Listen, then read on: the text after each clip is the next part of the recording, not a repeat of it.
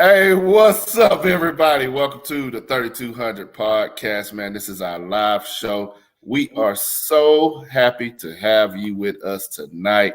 We got a hot topic tonight, man. You know, this year, like I said, been saying the last couple of weeks, this year, we're going to be a little bit more personal and talk to more stuff related to us. And as the hot topics come up, we'll talk about them on the show, or either we'll talk about them on our other review show there. So tonight's topic, and don't laugh when I say this, am I black enough?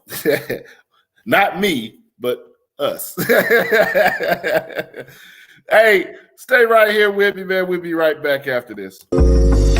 Hey, the 3200, you know how we connect. 3200 Magnolia was the address. Beaumont, Texas, had to do it like that. Wanna welcome everybody to the podcast. Plenty stories that we gotta explore. From the views of husbands, fathers, entrepreneurs, baby fathers and workers. I know this though for certain. You gon' laugh, have a good time till your side hurting. 3200, but you already know this. Couple of brothers hard working and focused.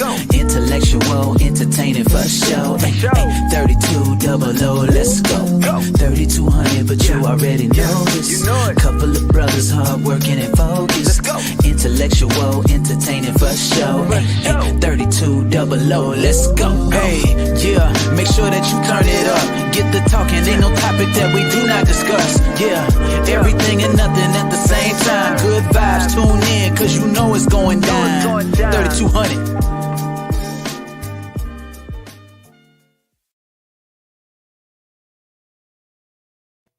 All right. Welcome to the show, man. I'm the host, I guess. I'm a host. Ike Banks in the house tonight. We got Leo is in the house. Leo, how you feeling? I'm feeling good. Hey, I know Chris ain't feeling good because it's like, man, when you gonna throw some of his pictures up there on the theme song, man? Look, man, it won't be next week. Shows you right now, you black enough, right? Yeah. Guess I ain't black enough, huh? Man, I just been real busy, cuz. Nah, it's coming, man. Won't be next week, though, but I ain't even gonna sit there and lie to you and say next week, man. But You sit down. That's it's like, I have it, man. I got it. I've got it coming, man. Next payday, bro. It'll be there, bro. You have it. Oh, man. We got Jonathan, me being me. Jonathan, of course, is working, James. Well, he waved there. I think that's all we're going to get today, man. That's all we're going to get, you a little wave. What's up? Then we got Chris. Chris is in the big house today, man. What's happening with you, Chris? Nothing, man. Just a little wore out from the day. Moving stuff around. Got technical difficulties right now. Working through it. Okay. He had some difficulties moving in the mansion, you see. Moving in the mansion.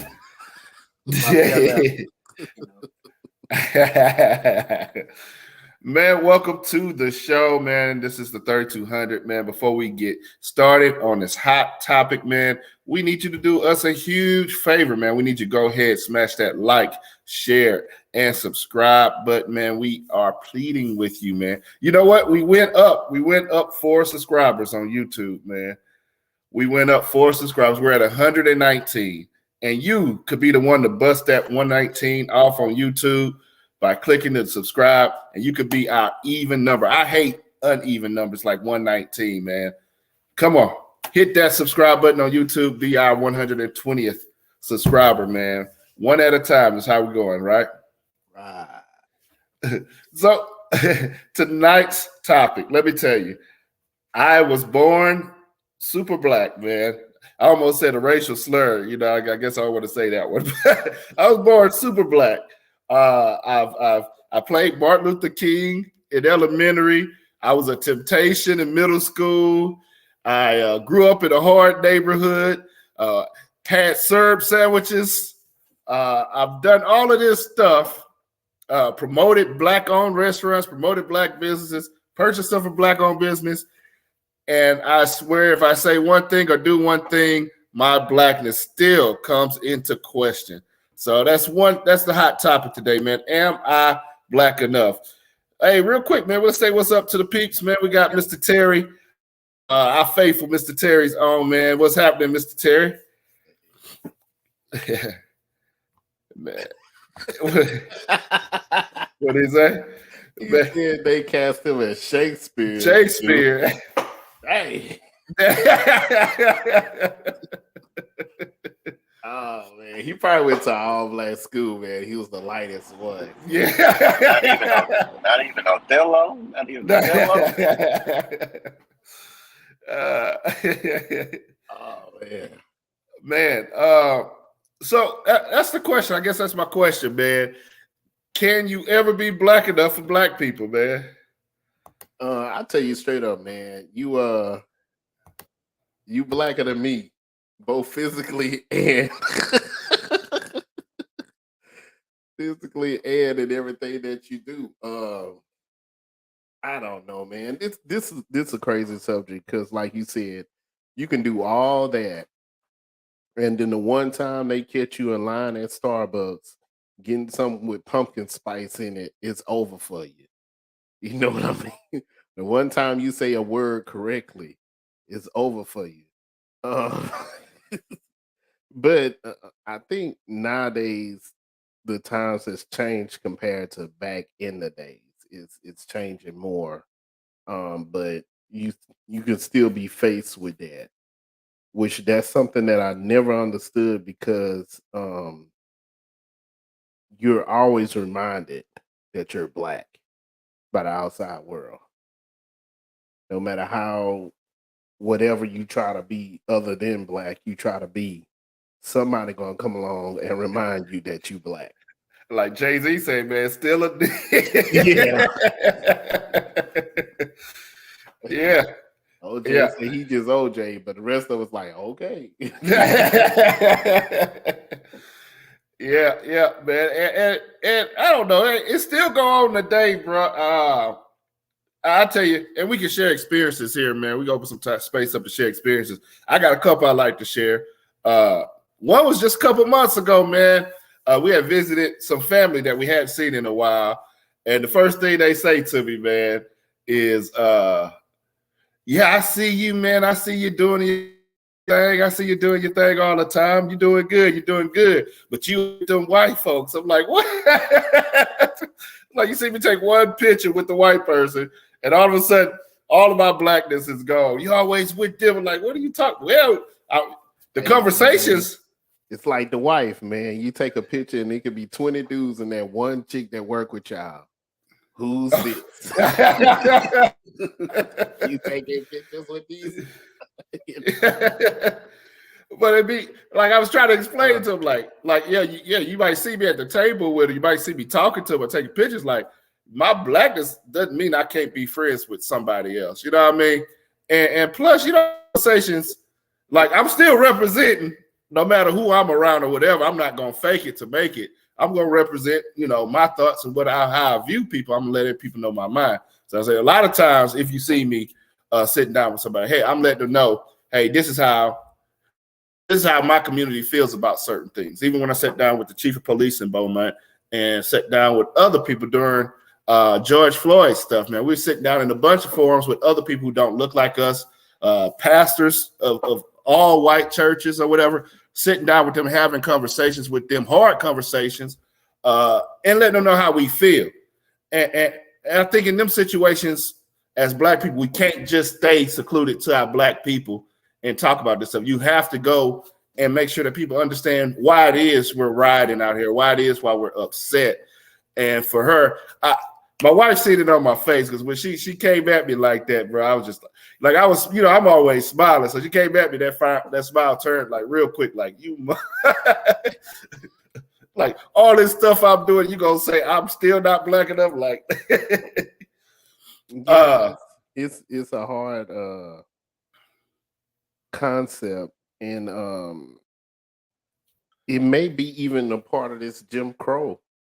Some of those things still in the mind state, because you know where we from and everything. I remember a couple of years back or whatever, I was called bougie, And like, I'm like, how can I be bougie? I'm on military pay. You know what I mean? We ain't really making too much in the military, but according to them, you bougie just because you may, have a house, or something like that. And I don't know if you can separate the blackness from the Jim Crow slavery like thing. Yeah, Like if you have this, you're leaving a black zone when you're really not. yeah, You know what I yeah, mean? You're supposed to. We always call ourselves kings and queens, but then when we try to up to that king queen level, it's kind of weird. It's like sometimes our people try to bring us back down, but you're trying to king and queen. You know what I yeah, mean? You're trying to raise up and rise up. It's a weird dynamic. yeah, yeah. And to get to the point too, where as like my kids, what I mean, not my kids. I always say, my kids grew up in Utah, Norman, Oklahoma, Temple, Texas, and we just moved back to Beaumont a couple years ago. So the towns they grew up in, Japan. black, yeah, in Japan too. Like black was a majority, so there's a lot of stuff culturally that we were around that wasn't available. And I remember we moved back to Beaumont, and their cousins were making fun of them. It's like, well, y'all ain't black. Y'all don't eat fried shrimp and crawfish. It's like, no, because there's no shrimp and crawfish in Oklahoma. Like they don't have, it's not available like that. You know what I mean? It's not open. You know what I mean? It's same up there. They got nothing to do with them being black because they were black. I'm black and their mom black. But it's just different stuff. But they related blackness to eating certain foods, and people do that. They relate blackness to eating certain foods and watching certain movies, or what's another one they always do? Certain things like that. Oh, not talking proper English. Yeah, it's like they relate. Yeah, most of it is stereotypes, and Yeah. it's really crazy because like one, since we being personal, one of them Latoya, she got to remind her kids and her husband they are black. But one of the things, and I'm probably gonna lose some black card points or something like that. I don't eat watermelon. Oh yeah, you lost your card, bro. Except for yellow meat. I like yellow meat. I like yellow meat because it's really, really sweet. But like the regular, I don't eat it. Yeah. And I know some people, like you said, some people come at me behind that or whatever. Oh, you don't eat watermelon. Man, I just don't eat watermelon, man. It's all right. There's black people that don't like fried chicken. They won't say it out loud too often. But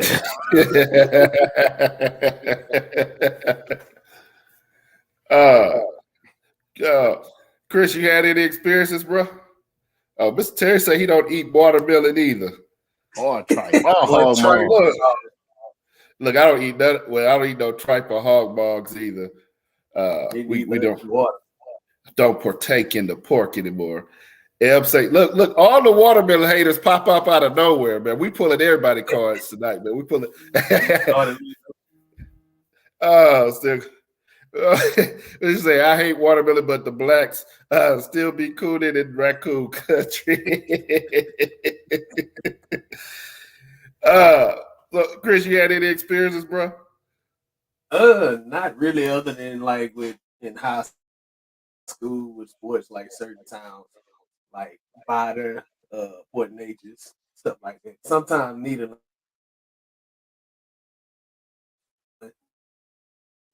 But we were far warned. The N word. Who knows? But they were like, if that happens, don't retaliate. But other than that, I really hadn't experienced anything like that just yet. Yeah, so I'm sure I'll probably as I get older. Yeah, Terry. That's pretty good. That shows times changing. Because in the 80s, Chris, you would have got talked about by people my shade. I just I don't know, man. My mama said she said I can pass as a Hispanic right now. Yeah. So every time I look like I'm Mexican. I tell you, and this is way off subject, but that just brought me up to, our grandma was our grandma, she's Creole or whatever. I don't know what you call it. Creole. She looked white. She looked white. And then our grandpa was the same way. So they was picking me up from Martin Elementary, man. I was in the 3rd grade, man, waiting outside. Me and my buddy Doc was outside. And we rolled up. Grandpa and grandma rolled up in the car to pick me up. And Doc looked at them, and then he looked at me. He looked at them again. I said, yeah, they go my grandparents. Said, you come drive with us. He said, that's your grandparents? He said, why they so white and you so black?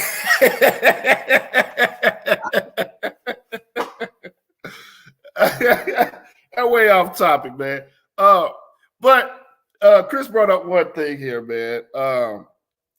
Because black people aren't a lot of black people aren't willing to accept black people that don't act stereotypical black, I guess, whatever that is. But in the same mouth, those same people will accept and say Bill Clinton was the first black president. They'll say John B was, John B. Black, he be singing, or any of them artists, Eminem or whatever, anybody.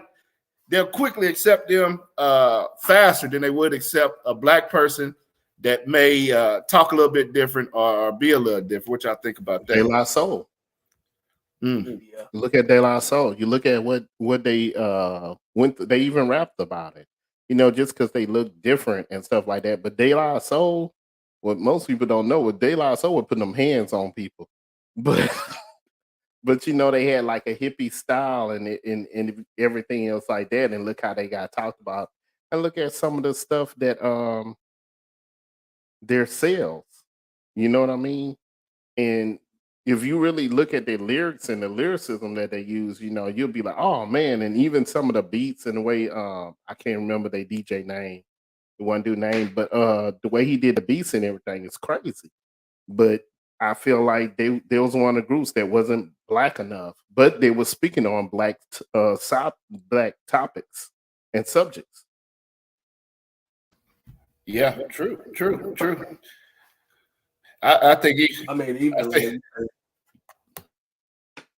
like you take Chris Bosh for example, like he grew up, in the hood in Dallas, and he said, I think he's on Oprah or something some years ago, and he was like, one thing his mom made sure of, he talked and knew how to talk proper English. And he said he would get made fun of just because he talked proper, and so he was like, people made fun of me, but I didn't care. He's like, my mom always made sure. She's like, you never know where you're gonna go, who's watching, or whatever. So she taught him how to talk proper, and he still talks that way to this day. So he's black, but he's not.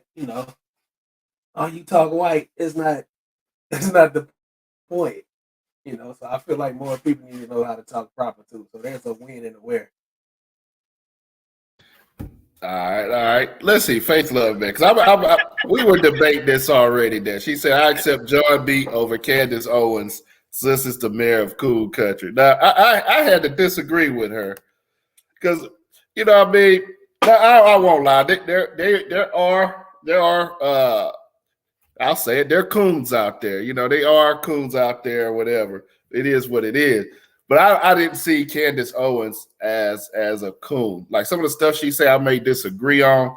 But to me, like her voice, the way she presents herself or whatever, it's never, it's to me, it's still culture there. What y'all think? Is she cooning or not? Well, if she a handkerchief head Negro, she a handkerchief head Yeah, man. And that's my question is, because I'm always in a tussle because Negroes get mad at me because you ain't driving us no more. But y'all owe me money. It's not a color thing. But the only color I see is green and blue. I don't want to see silver and bronze. So it's never been a black or white thing when it comes to business. And with me, it's more of, I'm going to go where the pay is. And that doesn't go by color because I've been paid great by black people, white people, Asian people. I'm just going to go with consistent and what's gonna keep my family fed. But my question was like the black community always questions our black cards, and then we get questioned on the other side, for being too black around other ethnicities. But when is white too white? Oh, when is Chinese too Chinese? Why are we always under scrutiny and no other culture is under scrutiny? Well, I do think I've actually heard I heard Hispanics do it with Hispanics too, the same thing. Like, oh, especially with the ones down here in Texas, because we got some of those. We got some of them that well, I say what they say. I'm just repeating what they said. They got some of them that I've heard some Mexican people say. Hey, they say, yeah, oh, they think they white. You know what I mean? You got. I've heard them say that before. You know what I'm saying? Which is the same thing. Like, hey, you ain't Mexican enough, bro. You ain't doing your thing. You know what I mean? I haven't heard any white person be like, oh, you ain't acting, you ain't white enough or whatever. But I have heard other races say it to each other. Latoya, she says, my kids are made fun of because they speak proper and teased by their black peers. And then she say Candace is a cool man. Look, I'm still going to debate this Candace because I don't think she's a cool. I think she says some crazy stuff.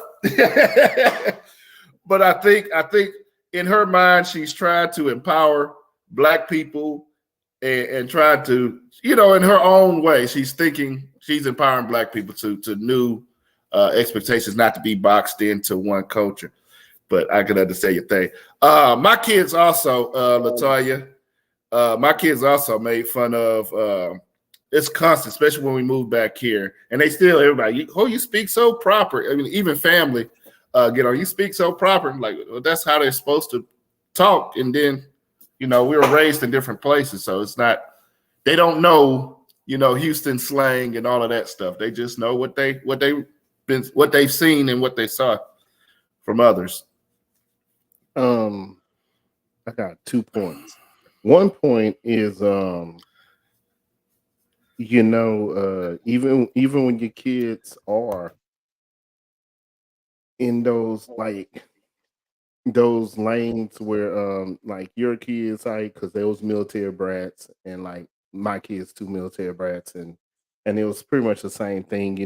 We did Alaska, Oklahoma with y'all, Nebraska.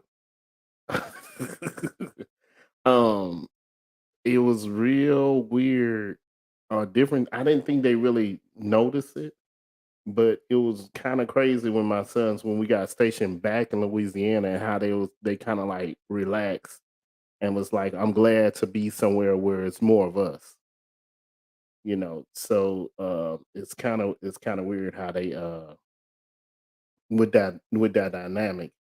And for me, I don't know about Candace because I really don't listen to everything she say and everything like that.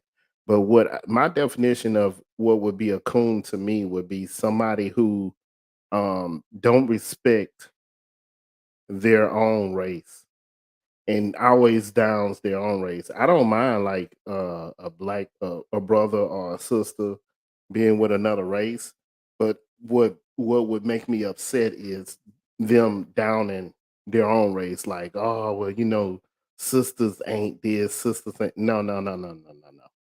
If you fell in love with that other race, a person, and whatever else like that, and that person seen and understood you, that's fine.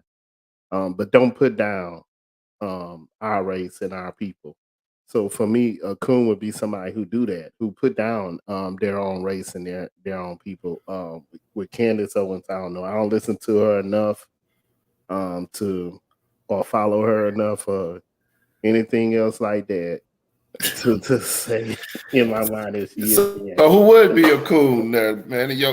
By your definition, who out celebrity wise, who would you say is a coon?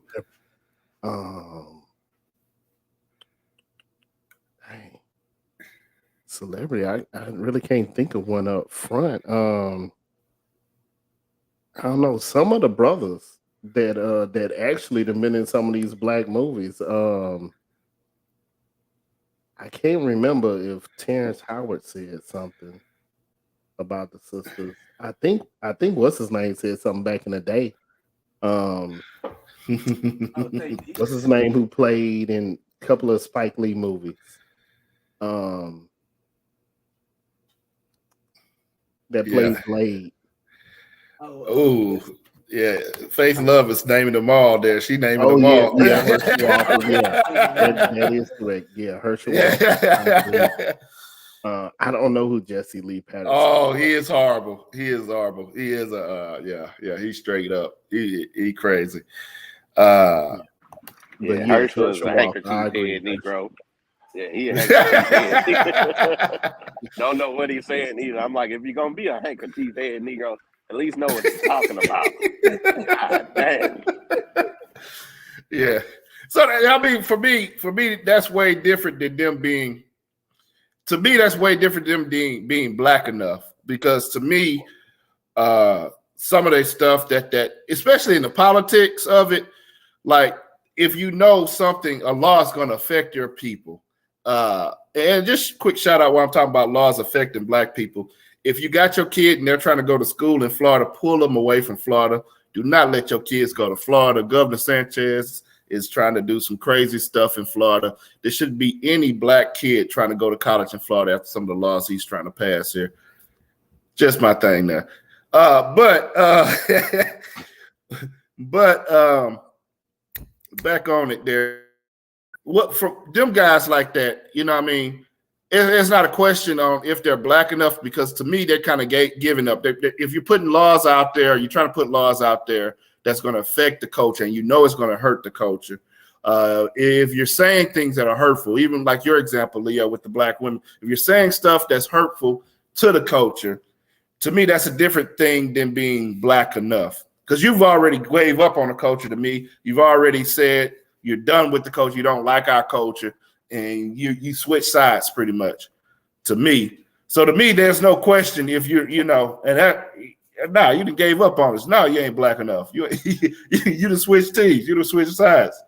So, I mean, when it comes to Herschel Walker, some of them dudes like that, I look at that way differently than I think they used to call Al Roker and what's his name? What's the other light-skinned guy that used to be on the news?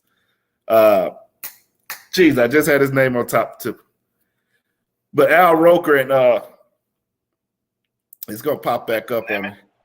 What's that? Talking about Don Lemon? Nah, not Don Lemon. Don Lemon. He's talking about back in the Trevor day. Noah. Nah, not Trevor Noah. Back in the day. Trevor- Gumble. Brian Gumble. Brian Gumble. Yeah, Brian Gumble. Yeah. When it comes to Brian Gumble, look. when it comes to them, you know what I mean? I don't know. I hadn't heard their politics or whatever, so I can't say they're cooning, but I'm pretty sure. Well, they always get questioned. Them two always get questioned if they're not black enough, right? So what else, man? What else? Jonathan, you had any experience? We talked about our experiences, man. I know you've been doing your job there. You had any experience where you weren't black enough? Nah, man, I never got questioned on that. I guess I'm too black enough, I guess. Yeah, I've never been questioned that. The crazy. Well, the only scenarios I get is I'm not with robbing my people and stuff like that. But even if I don't care what color they are, if they're an animal or whatever, if you're not organized, you don't have your stuff together, and you try to last minute it, it doesn't matter what color, creed, or what you got going on.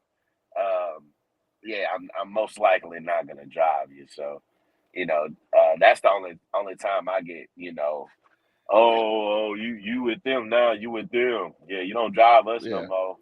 And it's like, nah, it's just y'all not organized.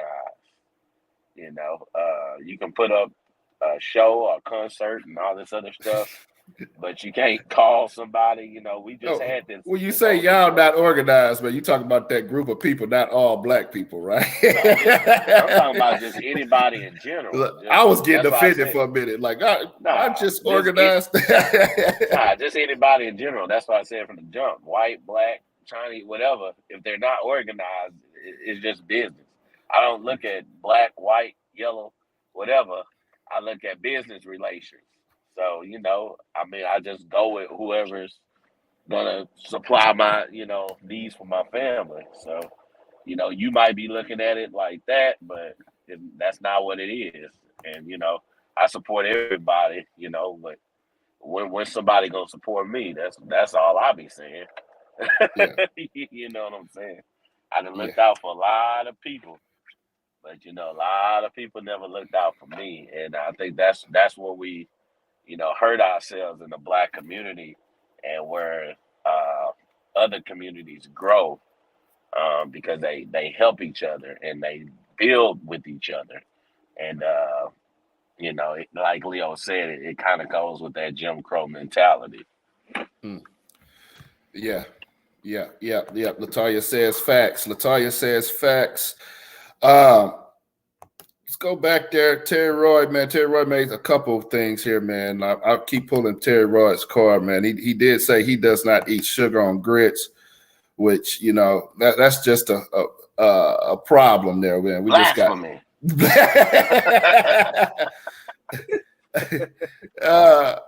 But he said people used to make fun of him because he was yellow with green eyes.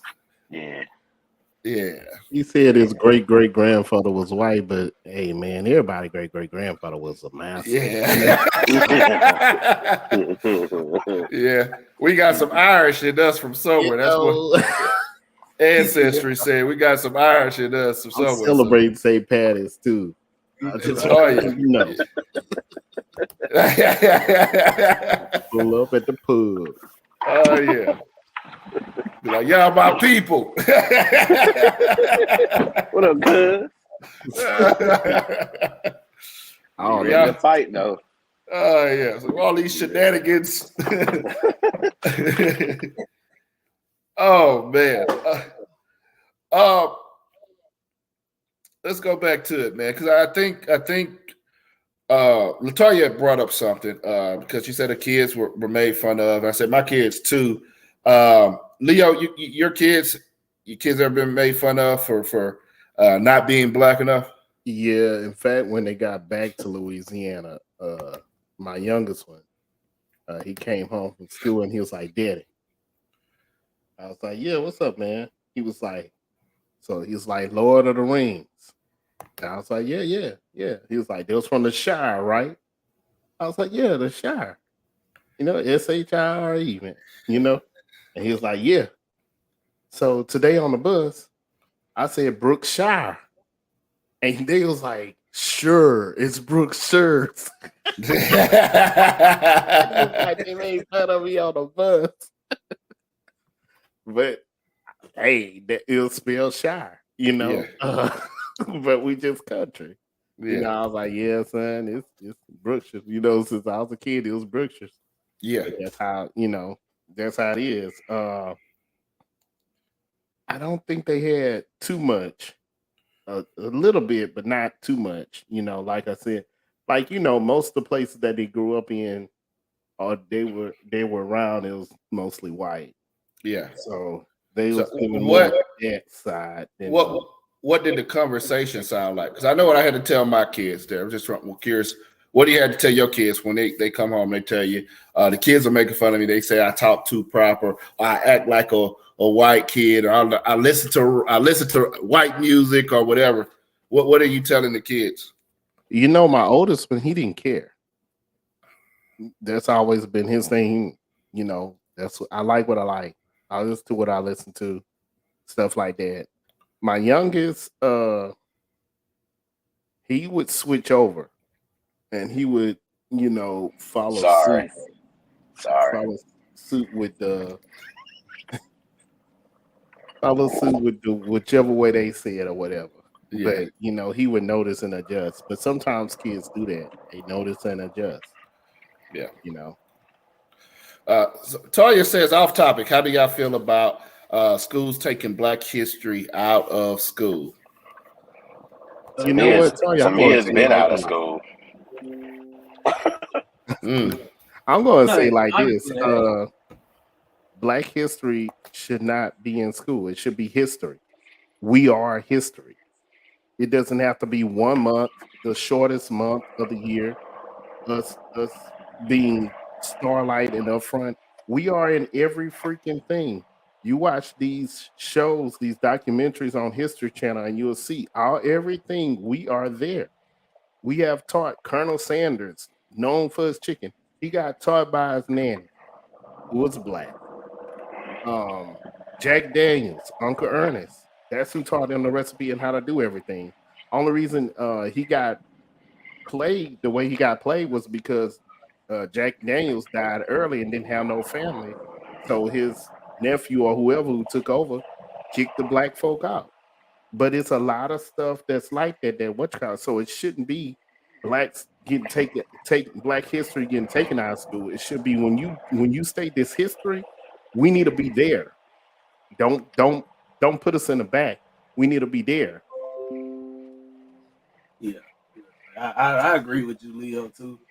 I know Draymond Green had said after the game, he brought that up too about school taking out of Black history out of school, and he was like, "We are history." He was like, "Don't teach kids for 28 days or whatever." He said, "Teach it from January the 1st to December 31st, and then you continue and repeat it and repeat it and repeat it." Me as an educator, although I don't teach a core subject, I teach PE, but Black history, I think it needs to be talked more about because they do leave out some parts of history dealing with, our people and our culture.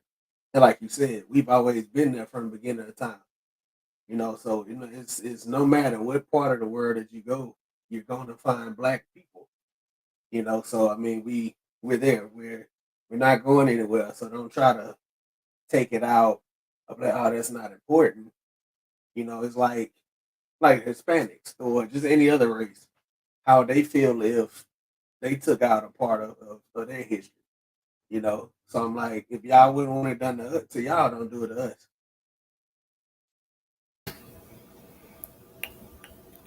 Jonathan, you was about to say something?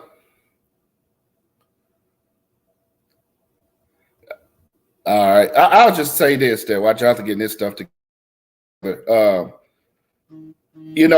I don't think they should take Black history out. Like I was saying, that's part of what Florida is doing, which Florida's doing a whole bunch of crazy stuff. If you look right down into it, and it's not just at the public school level, they're doing it at the college level too, where they're trying to take what they say the wokeness is like what Fox says and what DeSantis is saying right now. They're trying to take everything out of the college because usually public schools, you learn about the 60s and you learn about slavery, and they forget all the decades. They forget about the emperors. They forget about the kings. They forget about everything else that went right, everything else in our history. They only focus on those two topics in public school, but college usually gets a little bit deeper with everything. So DeSantis is trying to take all of that from all of the schools out of college, as well as some gender stuff that he's trying to wipe out. That's just not, if you agree with it or disagree with it, there's still fairness to me, and no one should be treated segregated, or no one should be treated as if they're not a part of just because of their sexuality or their race or whatever. So he's doing a whole bunch of other stuff there. I think Black history, like they were saying, it should be taught more. It should be more. I was 37 years old, 38 years old when I found out about a riot that happened in my hometown because everything been swept and hidden under the rug. Nobody wants to talk about it because it'll stir up feelings. Or well, my grandpa was a part of that riot, and I don't want the Black people to find out about it. You know what I mean? It's so much hidden history within every town, even every town, especially in the South. Every town, people hide and sweep stuff on the rug and leave it hidden that does not get talked about. And they wonder, even I talk strictly about Beaumont, my town here. People wonder why racial tensions are so high in this area. It's because things have happened in the past and people are afraid to talk about it, but we have to talk about it to begin the healing. wondering why my grandma taught me don't trust that man right there, or grandma taught their sons and their son and their sons taught their sons and their sons taught their sons. Don't trust those people over there. Why? Because something happened in the past, and now 3-4 generations down, I'm feeling a certain way about somebody across town, and I don't even know why I'm feeling that way, because that's what I was. And their kids are feeling the same way about me because that's what they were taught. But nobody is willing to sit down and say, hey, we apologize for what happened 60 years ago here in this town. We apologize that our people did this to you. No one's willing to talk about it, and they try to hide all of that.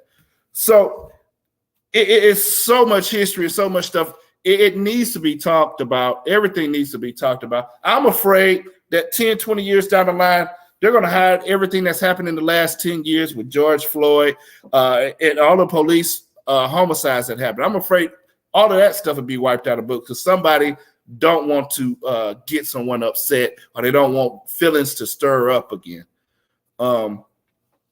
But I think Black history, I think all history should be taught throughout the kids, and quit just talking about Davy Crockett. We don't give a care about Davy Crockett and all the same 5 people y'all keep talking about. Them folks Davy is Texas history, man. Hey, Texas history or whatever. Texas history, they don't teach nothing about blacks in Texas history. That's very true. All we hear about is the Alamo and Yeah, that's Texas history. Texas, all these yeah, no, you're not going to get none of us in that. yeah. So I mean, You don't even have the my Latin brothers and sisters. You don't even have them in Texas history, man. It's no, and they were here first. You know what I mean? yeah, we used to be owned by them. Yeah. yeah. Oh, but I don't know. I'm like, I think I don't know if it's more people that's afraid to talk about it. I think they just don't want to because, like I said, the repercussions that they may come from it, But I think that's the only way that stuff will get solved. But to get back on topic with it, as a community, we have to come together, and you say whatever you want to say about the LGBT. The ABC people, let's just say that. No, I'm gonna get it right. The LGBTQ community. You say what you want to say about them, but if you look at their strides and what they've done for themselves, it's starting to be a little bit. To me, I think they're a little bit further than what we've done for our community, and we had all these years of doing this stuff, but they got more done in a quick amount of time. So you have to go to that level. We have to push to that level. We have to keep pushing, and we have to come together. We have to, like this show. We it shouldn't be, am I black enough? But it is. So this is something we, as a community, we have to come together as a community and then go out. That's kind of, and I know I'm going to get. Oh man, I'm just losing points on this black card tonight. I know I'm going to get but that was one of the things that, and this is a topic that people bring up. That's one of the things that segregation was really good for black people as far as economically. Mm-hmm. Economically, and that was the problem with that happened in places like Tulsa. Mm-hmm. And these other black towns like that, we were economically richer than some of the poor white towns that was around them. So what did they do? They terrorized it. Mm-hmm. Burned down the buildings, came through and just did whatever they wanted to do. So economically, segregation was kind of good, and I hate saying that it was, but we was making money when we had segregation because everything was black owned because you didn't have no choice. That's where you was going. Yeah. And it's funny because I was listening to an old like commercial. It wasn't like a commercial. It was kind of like a instructional like thing for these companies when the segregation was taken away, and they was trying to get the black dollar. They understood the black dollar, so they would be like, black people like this, and black people like this, like that. They like quality and stuff like that. So Yeah. you got to try to sell them like this. So they understood even back in those days the black dollar, and they wanted the black dollar. Yeah. But you know what? I'm thinking about it, man. There is what our community is suffering from. There's a lack of leadership, of true leadership. You know what I mean? Dr. King had black people dressing up and going marching. You know what I mean? Now we still do the march, but with nobody, there's no, you know, I mean, there's no true organization, no true leader, no one to say, you know, King, Malcolm, all of them, they were generals in there, and they had their generals underneath them, and they were calling calls. Hey, when we go up here and we do this sit-in, this is how we're going to do a sit-in. Hey, this is how we're going to do that, and we don't have that right there. There's no leadership, no one to say, okay, for the black community, this is acceptable. Dr. Umar and all these other people on TV and stuff that come up, they are not leaders. They're in it for themselves, in my opinion. They're in it for themselves, just to become rich. Dr. Umar's been collecting money for his school for 32 years and still ain't built a classroom yet. He's not worried about the whole community. And the things that he's worried about the community isn't stuff that's going to help the whole community. He's not going to accept you in the community just because you're not on the same thing he's on. So there's a lack of leadership from our community. Nobody's willing to, we don't have anybody willing to step up. And I'm pretty sure if somebody was to step up and be like, hey, this is how we're going to do stuff as a community, I'm pretty sure they'd be dead the next day. That's what I was going to say. Not even dead. You got to think about it too. You know, a lot of people on our end nowadays separate Malcolm and Martin. But Malcolm and Martin had lots of conversations together, and they were in a room together. You know what I mean? They talk with each other. The next brother that came up, Muhammad Ali, Malcolm was there at his fights. Martin was there at his fights. You know what I mean? It was an uplifting thing. It was to help each other out, help a brother out thing. If you're going to come with a general, like you said, we got to be there to back that general up. Yeah, and that's the thing where I don't think some of the things we can't, man. We quick to tear each other's down. No. It's just like you remember at Grandpa's funeral. What the pastor say? Everybody want to be a pastor. Nobody want to be an usher, and that's exactly what we got. Everybody out here, they want to be the leader. I can't let somebody else lead me because I got to be the man.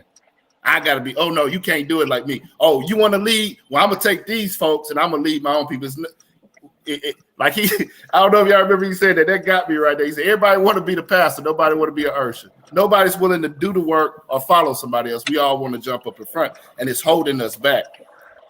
But that's a part of the culture. Yeah. Competition has always been a part of the culture because of Jim Crow.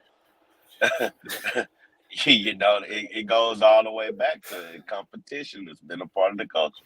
I got to be the top rapper. I got to be the top drug dealer. I got to be the top teacher. I got to be the top principal. You know, I can't root on nobody else because I got to bring them down. I got to be that top handkerchief head Negro. Mm-hmm.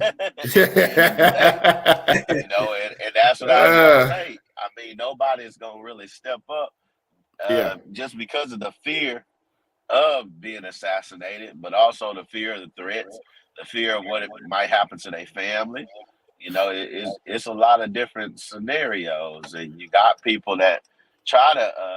I mean, I had a guy I used to drive. He made a video, and he got threats from the city. You know what I'm saying? So, once you make that right step and get into that, you know. Let me speak on something more to educate my people. That's always been a threat.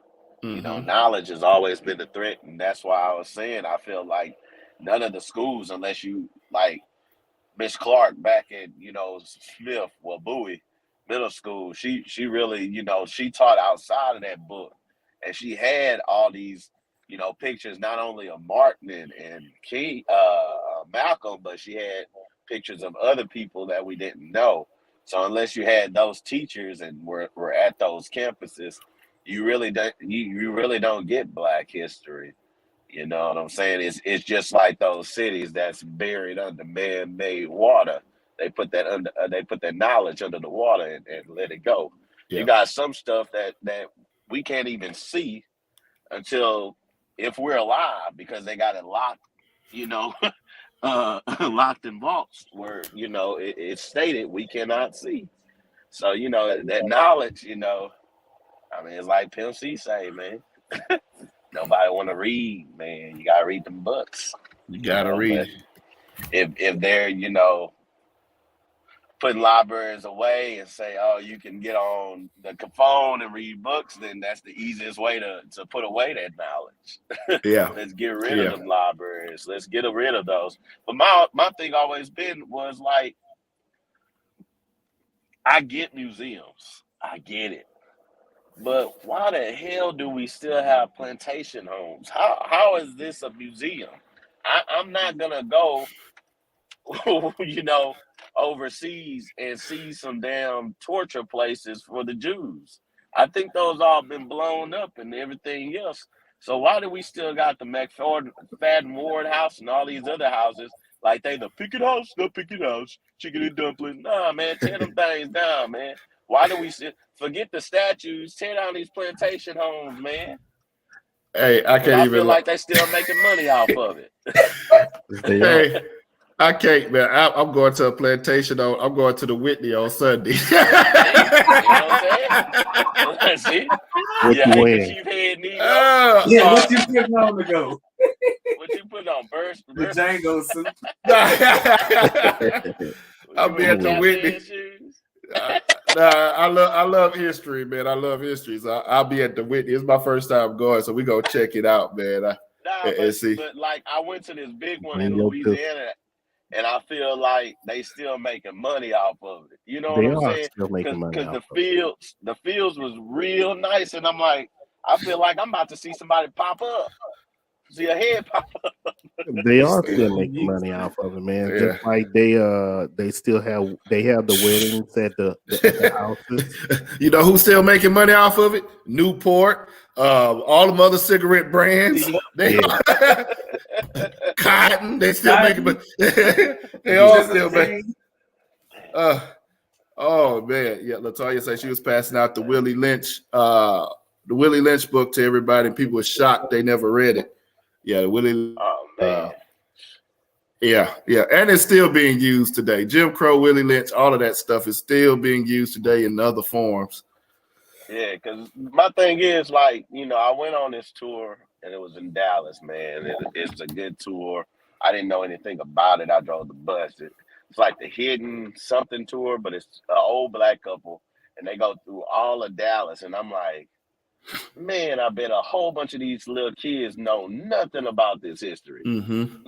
And it's crazy because it's a house. I'm not too far from it.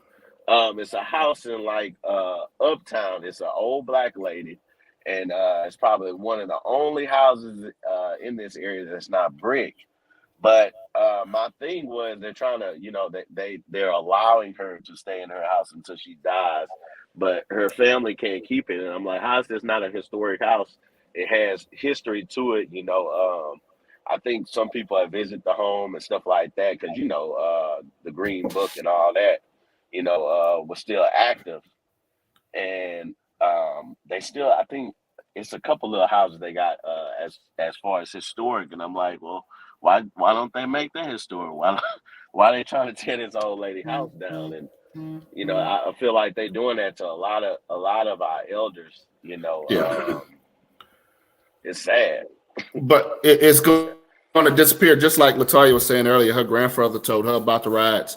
I had to learn the rides through other means, and I'm thinking even Beaumont, downtown Beaumont had its own little Tulsa before the rides came through. We had our own Black Wall Street with all kinds of stuff down there, and all of that got destroyed with the riots. But I had to dig deeper into learning that. Then I started talking to our aunt who just turned 80, I think 82. 82. 82, our aunt who just turned 82. Happy birthday. Talked with her, and she was there. She's telling me all these stories. Like, well, why y'all never shared this with us? Why we don't know about this stuff? Yeah. You know what I mean? And my fear is, I said she's 82 and she was a kid when all of this stuff happened.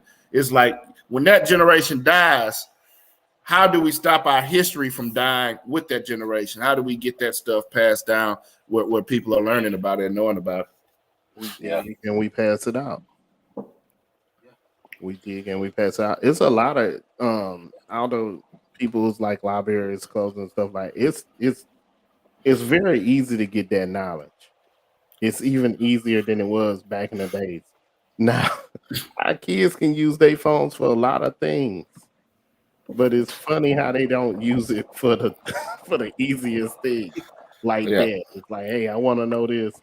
They ain't about that. So it's out there. Like I said, a lot of the stuff that I learned too, I didn't turn it on History Channel or something else like that and then learn. They actually are saying these things and stuff like that. One of the guys on there, he ended the show and he said it like 5 times, but he was like, this, I forgot what it was, but he was like, a black man started this. I'll say it again. A black man started this. And it's like a company that's real big right now. And they're not saying it, but he's like a food guy and he done all these food shows and stuff. And he was like a black man. And he said it 5 times before the show ended. He was like, I just want to make sure I made it clear that a black man started this company or whatever like that. So it is coming out and it is being out. Information and everything is flowing like that, but it's things you just gotta teach. Yeah. And it's not only teaching your own kids, it's taking if you gotta take the neighborhood out, kids, like, hey, that house over there, that old lady that live over there, there's a thing called a green book. Mm-hmm. That's how we used to get around the country. Yeah. If we had to go somewhere. Yeah. And I would say not just telling our kids, but also telling the other kids, because it's their history too. Telling the white kids, telling the Hispanic kids, the Asian kids, telling all of their kids also, because it's their history too. Our history is theirs, and their history is part of us too. They need to know these things also. We're getting towards the end of the show, man. We're gonna wrap it up. Jay, I want to make sure you don't get too angry at me because I told you I'm going to the Whitney Plantation in New Orleans on Sunday, bro. Don't be getting mad when I posted my pictures up. Nah, yeah. Good, man. I mean, it's good. It's good to, it's good history. But at the same instance, just build a museum, man. Like when I got on them fields and stuff like that, man, I felt so much hate, man. I did. I really did. I can't lie. I felt really pissed off. And I was like, man, and what made it even worse, all these people didn't know because I was driving Vietnamese people. They didn't know. They just was coming for the trees and flowers and stuff. And I said, man, I really didn't want to get out the van, but I'm trying to be a good host. But they had no knowledge of slavery. Yeah. What we went through. And so I had to show them the houses and, because they had the houses, the tools we used and stuff like that. And then we went to the big house, I said, yeah, that's where the handkerchief head Negroes used to be at. But on the same note, I had almost the opposite feel. Me and my daughter, she went toward Prairie View. We did the college tour Tuesday, me and my daughter. And I almost had the opposite feel because I didn't realize until they were doing the intros. They said, hey, all of Prairie View used to be a plantation. And then they was like, hey, we do not walk on the grass here because this is the grass, the ground where our ancestors worked hard and they bled and they, they did all of this stuff at. So we don't walk on the grass here. So to me, I had like the opposite. Like when they told me that, I got chills. Like okay, this used to be a plantation. Wow, look at the turnaround. This was a plantation, and now young Black people are getting educated and doing great things coming from this school. I don't Yeah. know if it's still up there though at Brentwood. It may have demolished it though. I know it's a certain part of their campus. I think it used to be like a part of the house, some part of the plantation. It's some years ago though. Yeah. Hey, Latoya say this is the realest podcast. You heard it here first. She said it's the realest podcast. Thank you guys for being transparent. No problem. Thank you for watching. Make sure you hit that subscribe button there. Anything else, guys? I don't have any closing words, but if one of you guys got any closing words, Leo, you got any closing words? The spam thing kind of had me going on with the I remember when I was overseas, and I was because when I go overseas, I envelop myself into the other cultures. So it's one place I was eating with Ethiopians, and they was all like, why y'all always trying to claim Africa? You American, claim the country or whatever. And I had to explain to them, like Jonathan said with the Vietnamese, I had to explain to them, hey, you go back through your history, your lifeline, you can look at a tree and you could say my grandfather, great grandfather, great great grandfather may have planted this tree, and my grandfather and them played on this tree that stands here and is majestic and everything else like that. And your people, your language, your religion and your culture. I was like, we go back in our history, and that tree is a place where somebody hung from, and we don't know our culture. We can't trace it back to where we where we are at and stuff like that. We can't pull it back. Our things were ripped from us that we inherently have, like some of the things we have that with some of the African cultures or whatever. I know is that some of the things we like spicy food. We got that from them. Yams, the real yams is over there, but what we call sweet potatoes look kind of like small yams. And stuff like that. So it's certain things that they brought with them, and they instilled in us, but we still don't know the specifics. And so I say get your culture, learn your culture, teach others, let everybody know. Be proud of what you are and who you are, but also don't down yourself and your people because they are different. Love them. Everything that's pretty much everything on this planet, black people done or started. So there's nothing that's not black that's out there. Because if you really go through history of it, you will see black people did it. So there's nothing out there that's black. So come together, be a people, push forward. Much love. Love that, man. Love that about that tree, man. I'm going to steal that. That was good. Jonathan, BBB, you got anything? Yeah, man. Just build yourself up, and whatever you build yourself up, you go back and you touch somebody and help build them up. We gotta build bridges. We've done a lot of inventions. We've done a little everything, but come back to ourselves, and that's where we got to come back, being accountable for our communities. That's how our communities will start to clear up. That's how our communities will start to bring back love. So just go back, whatever you learn, go back and teach someone. Don't be afraid to teach someone and they pass you. That's what life is about.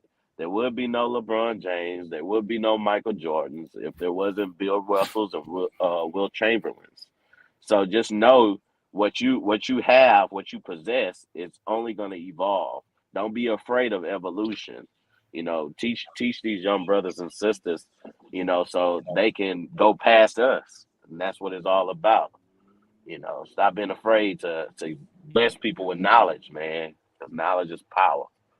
And yeah, man, forget them handkerchief head Negroes. Yeah, man. So ignorant. Chris, man, you sounded so great before, John, and then you had to edit. What you got, Chris? What you got? Say this, man, like just educate yourself on our culture, on your history if you don't know it. pass it along to somebody. Also, man, read a book. Read about the history. I mean, they say, best thing to do, you want to hide something from a black person, put it in the book. So just get educated, pass the knowledge along and continue to teach your children and everybody, regardless of not whether they decide to take our history out of schools or not, still educate themselves and pass it on. Yeah. So, hey, there is no clear definition of what black is. Black is rock and roll. Black is tennis. Black is golf. Black is what you make it. We can't define ourselves and put ourselves in boxes what black is, and we damn sure ain't gonna let anybody else define what black is. So, like Leo was saying, man, be accepting to what others may do. Be accepting to all shades of black and what all kinds of black people would do. Look, we love you. Hit that like, share, and subscribe button. We appreciate everybody smashing up and tearing up the comment box tonight, lighting it up, man. Y'all made it fun tonight. We love all of you. We'll see you next time here on the 3200, man. We'll see you next time. Peace. 3200, but you already know this. Couple of brothers hard working and focused. Intellectual, entertaining for show. 3200, let's go. 3200, but you